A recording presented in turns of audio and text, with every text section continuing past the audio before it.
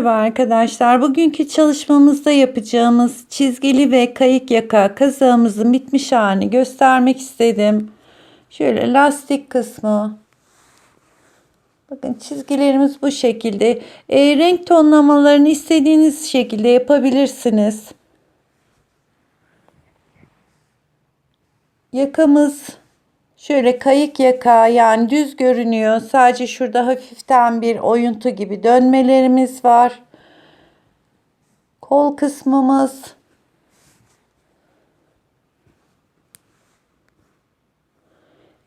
Şimdi bu kazağımızın bitmiş hali 38 bedene, hatta 40 bedene de rahatlıkla olur. Krem rengi ipimizden 5 tane, tarçın rengimizden 2 tane, yani aslında hep bir buçuk gitti bu renklerden. Yeşil ve tarçından birer buçuk yumak, sarıdan bir tane. Dediğim gibi bu ipler 50 gram, yani bunun 5 tanesi 250 grama tekabül ediyor. Diğerlerinden de böyle 100 gram bile gitmedi. Farklı iplerle yaparsanız ölçülerimiz bu şekilde olacak. Bakın böyle son derece güzel, yumuşacık bir kazağımız oldu. Yapacak arkadaşlara şimdiden kolaylıklar diliyorum. Merhaba arkadaşlar. Bugünkü çalışmamızda da sizinle Himalaya Nordic ipinden böyle çizgili bir kazak çalışması yapacağız. İpimiz 50 gram, 85 metre. Şöyle krem, yeşil, tarçın ve sarı tonlarını kullanacağım. Şiş numaram 7. Şöyle şurada da renk numaralarını yazdım ben arkadaşlar. Şöyle şu şekilde. Krem 01, yeşil 16, tarçın 18, sarı 27 ile bitiyor. İplerimiz 50 gram ve 7 numaralı şiş kullanıyorum. Şimdi ben ilmeğimi ön ve arka parçamız aynı sayıda olacak. Her ikisinde 64 ilmek olarak başlayalım.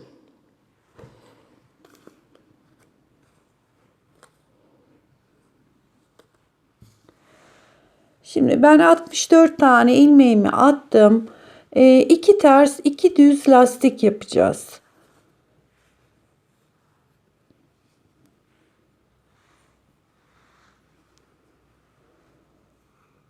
İlk sıra bütün ilmekleri ilk ilmeği de örüyorum. 1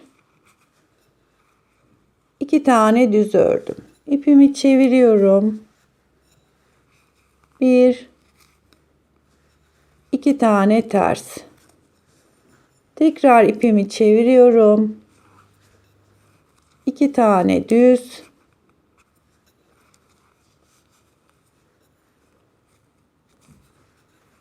İki ters.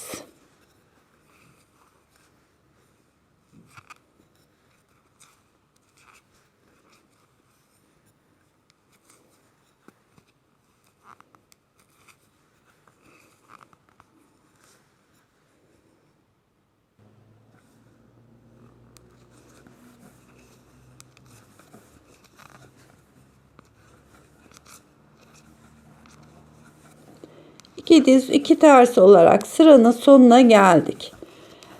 Şimdi arka tarafına geliyoruz. Daha doğrusu burası bu kazağımızın ön tarafı. İlk ilmeği boşaldım. İkinci ilmeğim düz örüyorum. İpi çeviriyorum. Ters ilmeklerin üstüne ters, düz ilmeklerin üstüne de düz olarak 2 ters 2 düz lastiği, kazağımızın bu lastik kısmını ne kadar istiyorsanız, ben biraz kalın yapacağım ama ince istiyorsanız yani bir 10 sıra falan örmeniz yeterlidir. Böyle 2 ters 2 düz olarak lastik kısmını tamamlayalım. Ben lastik kısmını tamamladım. 15 sıra ördüm ben, ama bu lastik kısmını istediğiniz kalınlıkta daha ince veya daha kalın da yapabilirsiniz. Şimdi bu ipimizi kesiyorum. Yeşil renge geçeceğim. Bunu da buraya bağlıyorum.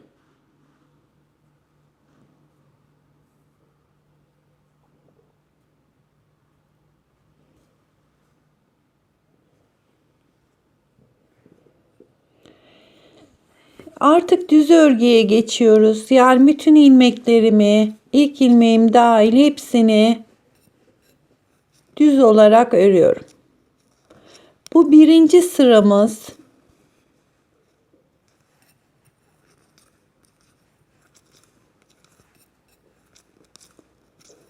Sıranın sonuna kadar bütün ilmekleri düz örüyorum.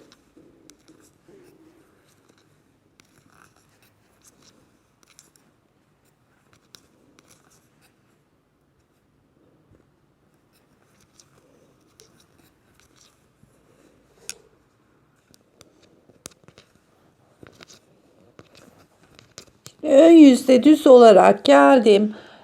Örgümüzün arka tarafında da bütün ilmeklerimizi ters örüyoruz. İkinci sıradayız.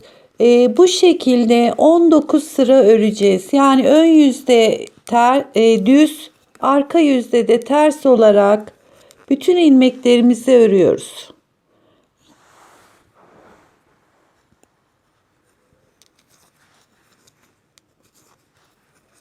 Bu şekilde 19 sıramızı tamamlayalım. Renk geçişi yapacağız arkadaşlar.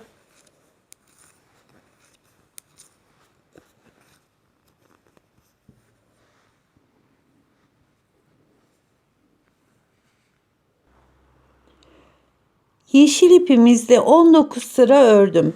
20. sıra ters sırası. Şimdi 20. sıraya geldik. Sarı renkli ipimi alıyorum. Ve şuraya bir düğüm atıyorum.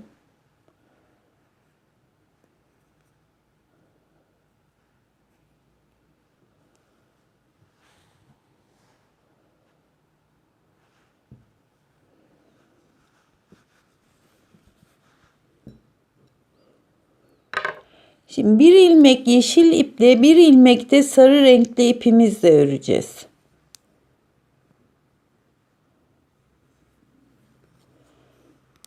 İlk ilmeğimi yeşil olarak örüyorum.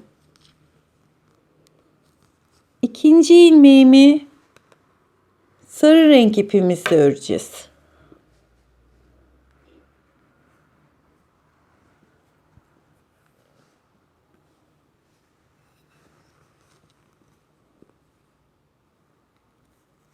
Sarı rengi bırakıyorum. Yeşil rengi alıyorum. Bir ilmek yeşil, bir ilmek sarı.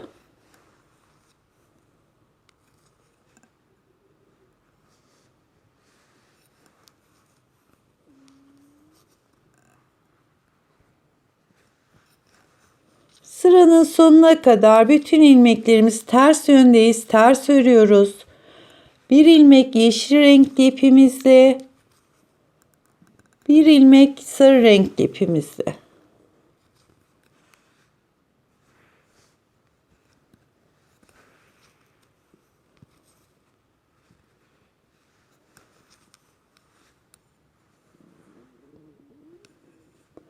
Evet, sıranın sonuna kadar bu şekilde gidelim. Yani bir ilmeği yeşil ters örüyorum. Bir ilmek yine ters olarak sarıdan.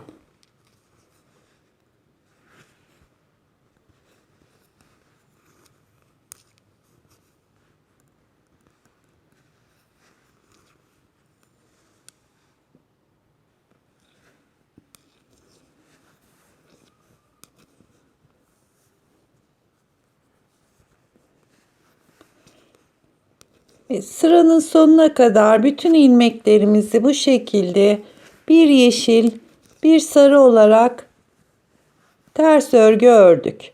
20. sıramızı yeşille tamamlamış olduk. Aradaki bütün çizgilerimiz 20 sıra 20 sıra olarak yapılacak. Şimdi yeşil rengimizi artık kopartıyorum. Fakat bunu arkadaşlar ipimizi keserken şu kısmı yeşille dikeceğimiz için burada yeşil ipimde biraz pay bırakıyorum. Öyle kesiyorum.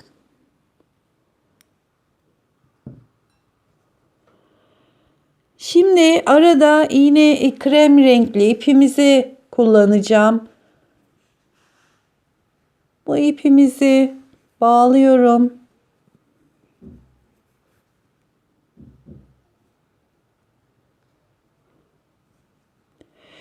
Yine sarı rengi sarı olarak öreceğiz. Bu aradaki gördüğümüz yeşil renkli iplerimizi krem olarak öreceğiz. İlk ilmeğim sarı. Yine onu örelim. Yanındaki ip yeşil. Bunu krem renkli ipimizle örüyorum.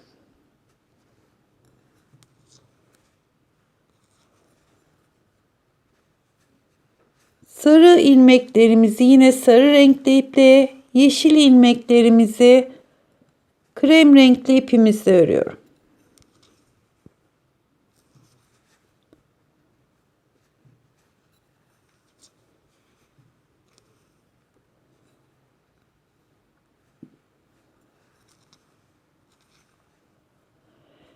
Aradaki bütün renk geçişlerimiz bu şekilde olacak. Sarıyı sadece 2 sıra kullanacağım. Diğer tarafa gittiğimiz zaman artık sadece krem renkli iple devam edeceğiz. Evet, bu sırayı da bu şekilde yapalım. Bir krem bir sarı olarak. Düz yöndeyiz, düz örüyorum. Yani ön yüzdeyiz. İlmeklerin hepsini düz olarak örüyorum.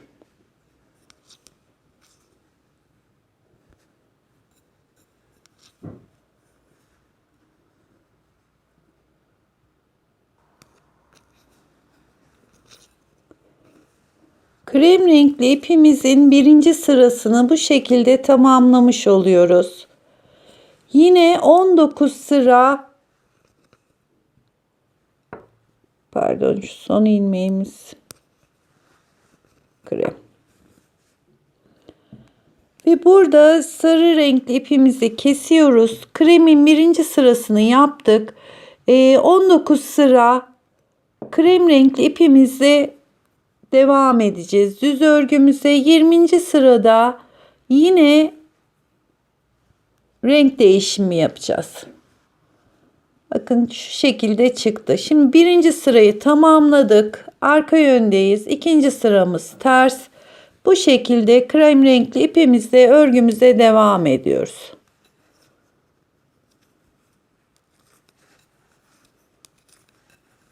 Artık bütün ilmeklerimizi tek renkle örüyoruz.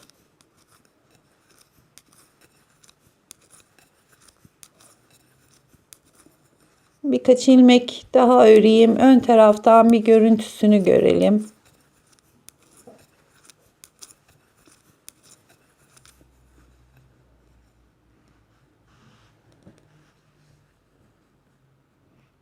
İkinci sıramızdayız. Yine 19 sıra tamamlayalım. 20. sırada sarı renkli ipe geçeceğiz.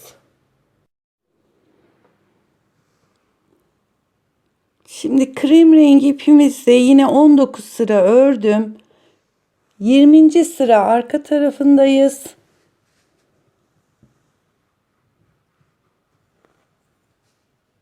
Sarı renkli ipimi alıyorum. Yine her seferinde bu ipleri aralar çok uzun olduğu için yürütmedim. Böyle her seferinde bağladım ipimi. Yine alt sırada yaptığımız gibi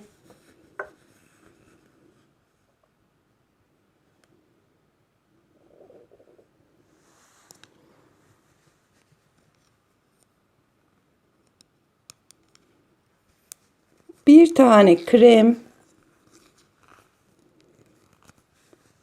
bir tane sarı renkli ipimizle örüyoruz. Sıkıştırayım.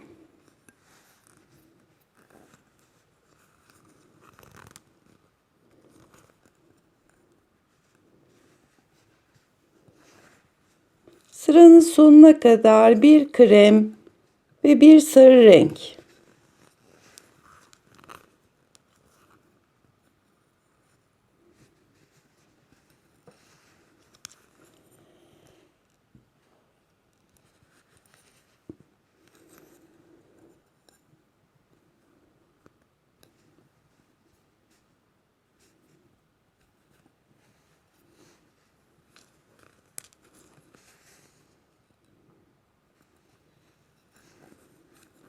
Örgümüzün arka tarafındayız. Bu arka tarafında bütün ilmekleri ters olarak devam ediyorum şu şekilde.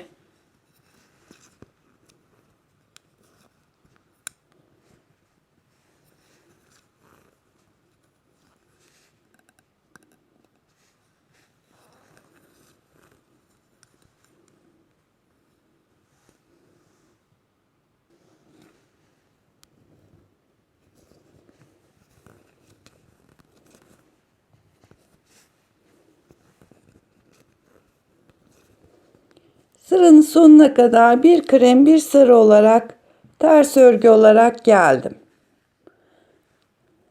Kremin 20. sırasını tamamlamış olduk.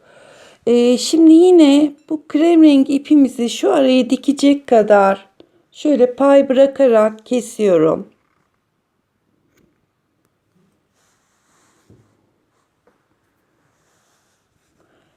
Şimdi de tarçın rengi ipimize geçeceğiz.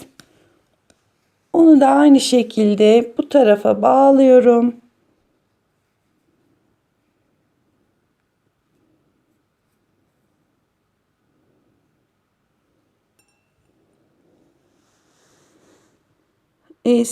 Aşağıda yaptığımız gibi sarı ilmekleri yine sarı öreceğiz. Bu arada gördüğümüz kremleri de tarçın renkli ipimizde. Burada ilk ilmeği de örüyorum. Şimdi bu aradaki krem rengi ipi diğer renkle.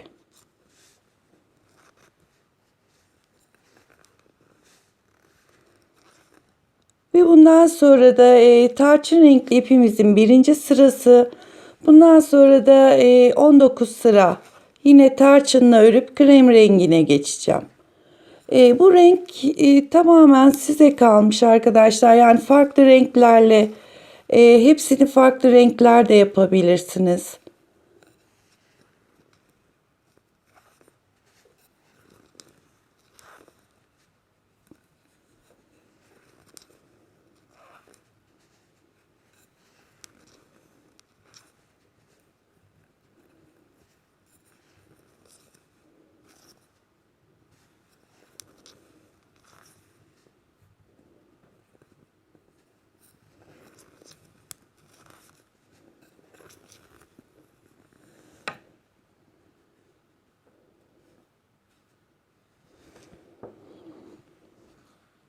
Şimdi aynı kreme geçtiğimiz gibi tarçın rengimizin 1. sırasını yapıyoruz. Yine 19 sıra örüp tekrar renk değiştireceğiz. Bu renk sıralamaları tamamen size kalmış. Yani istediğiniz şekilde yapabilirsiniz. Boy uzunluğu da size kalmış. Uzun tunik yapabilirsiniz. Kısa kazak yapabilirsiniz. Örneğimiz bu şekilde devam edecek. Her 19 sırada bir sarı rengi ters tarafta bağlıyoruz. 20. sırasına öyle geliyoruz. 20. sıramız tamamlandığı zaman ön yüze geldiğimiz zaman diğer rengi hangi rengi istiyorsanız onu bağlayarak ilk sırasını örüyoruz. Şimdi ben size bunun boyunun ölçüsünü bir vereyim, kaç santim olduğunun.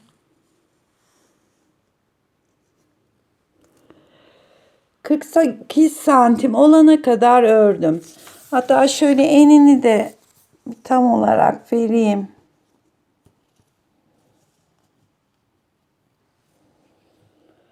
Eni de 50 santim.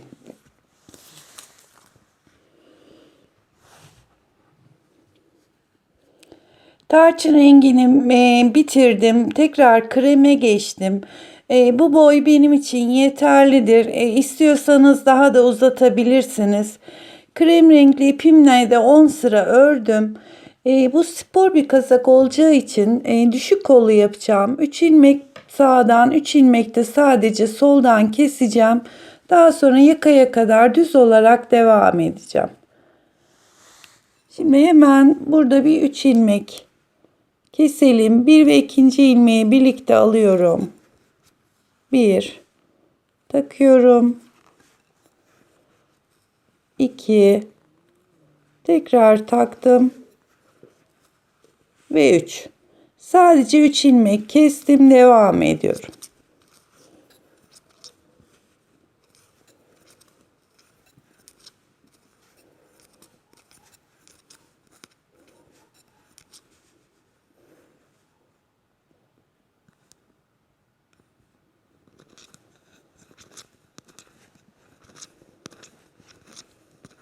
Sıranın sonuna kadar düz olarak ördüm. Arka tarafa geldik. Şimdi de 3 ilmek bu tarafta keseceğiz. 1 ve 2. ilmeği birlikte alıyorum. 1 takıyorum. 2 takıyorum. 3 ilmek kestik.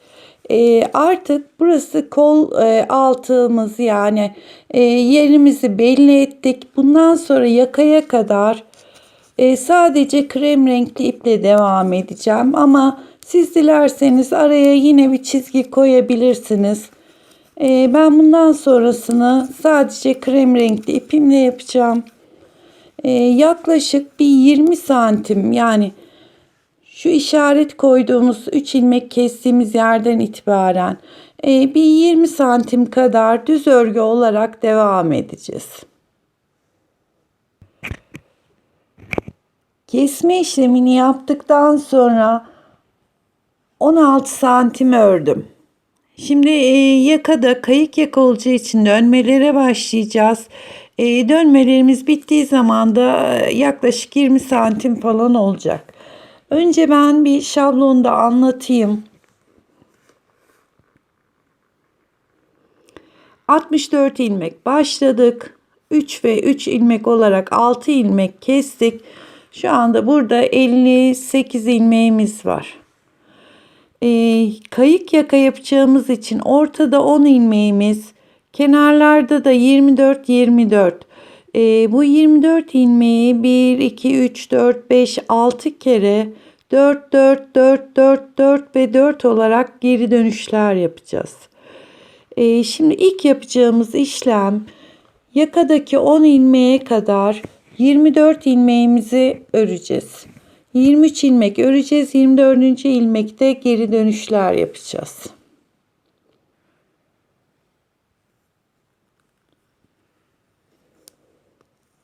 Bir, 2, 3, 4, 5, 6, 7, 8, 9, 10, 11, 12, 13, 14, 15, 16, 17, 18, 19, 20, 21, 22, 23, 24. ilmeğimiz dönüş ilmeğimiz. İpimizi öne aldım. Buradaki 24. ilmeği boşaldım ve geri dönüyorum. Bu tarafa hiç geçmiyoruz.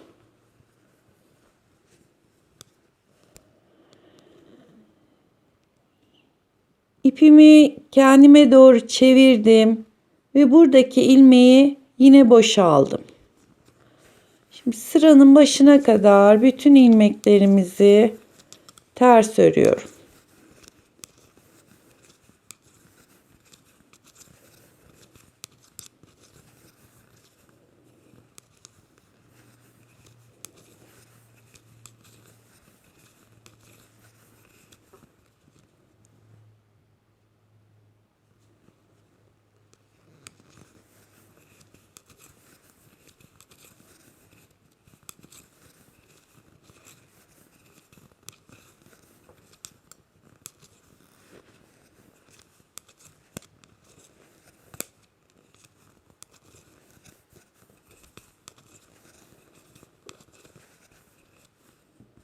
Tekrar ön yüze geldik.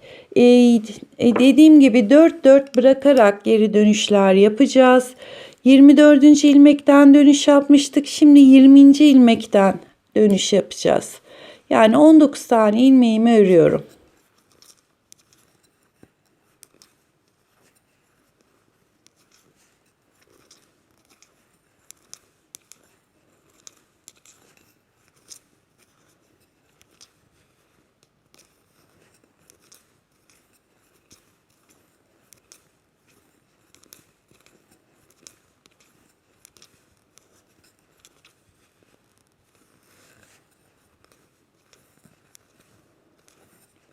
19 ilmek ördüm. 20. ilmeğimiz geri dönüş ilmeği.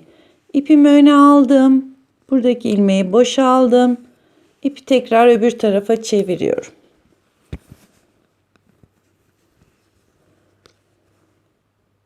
Tekrar buradaki ilmeği boşalıyorum ve devam ediyorum.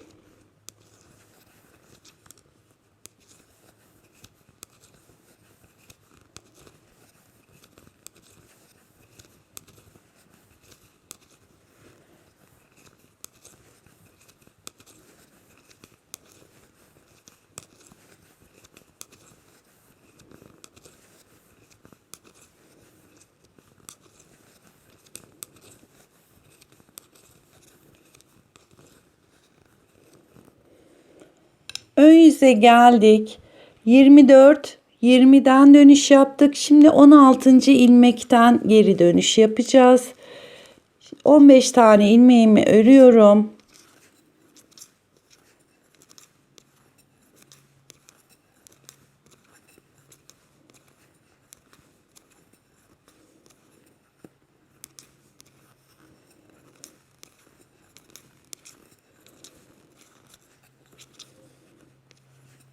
On beş ilmek ördüm. İpimi tekrar şöyle ön tarafa aldım. 16. ilmeğim geri dönüş ilmeğim. Tekrar ipi diğer tarafa çevirdim ve geri dönüyorum.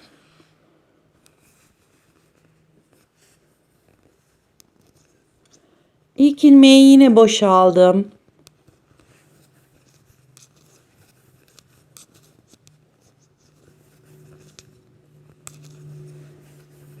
Hep 4'er ilmek bırakarak geri dönüşler yapıyoruz.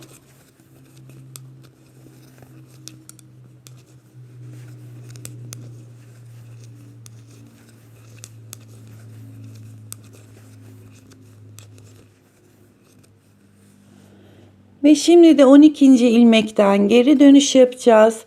11 tane ilmeğimi örüyorum.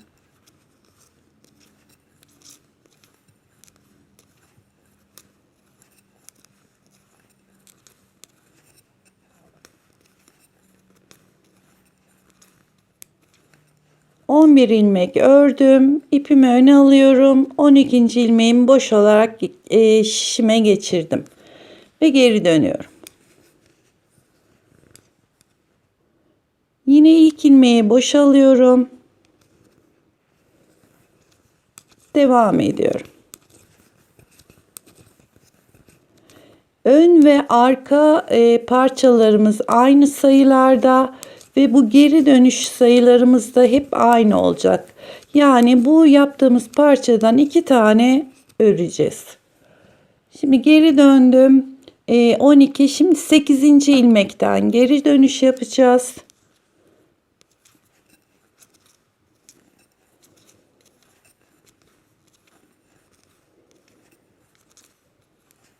Yedi ilmek ördüm. İpimi öne alıyorum. 8. ilmeğimi boş geçirdim. Tekrar geri dönüyorum. İpimi yine bu tarafa aldım. İlk ilmeği boş olarak geçirdim.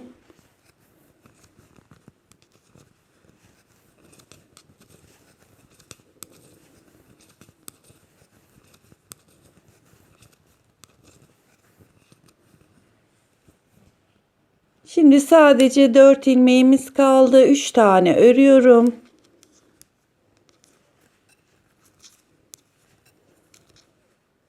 İpi yine öne aldım.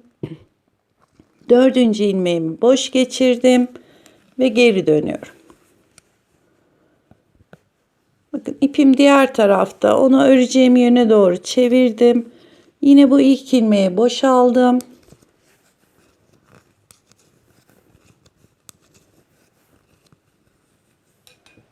Ve geri dönüşlerimiz bitti sağ tarafın. Yani şu orta kısım aşağıda kaldı. Sadece omuz tarafını yükselti yaptık. Şimdi sıranın sonuna kadar öreceğiz. Fakat bakın geri döndüğümüz yerlerde şöyle bir boşluklar var. Onları kapatmak için örerken o döndüğümüz ilmekleri beraber alacağız.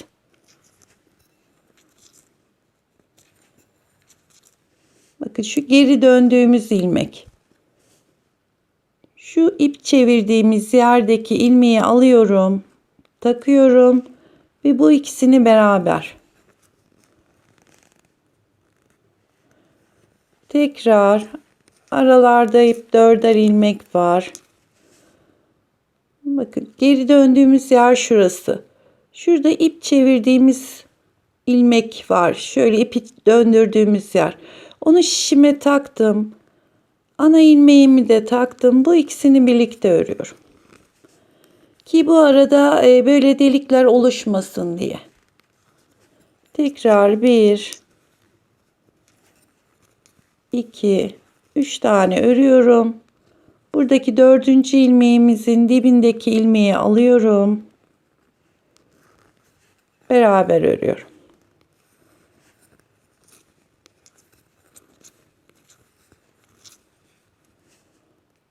Buradaki de geri döndüğümüz ilmek. Hemen şu döndüğümüz ilmeği ipi çevirmiştik. Oradaki ilmeği aldım, taktım.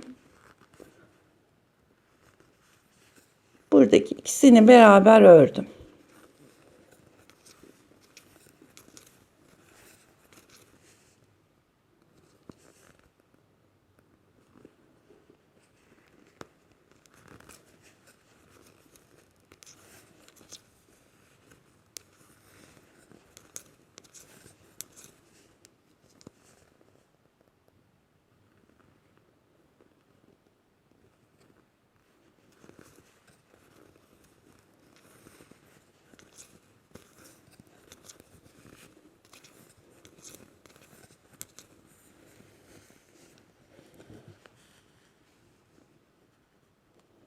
Bakın bu aralarda hiç delik olmadan yakaya kadar geldik.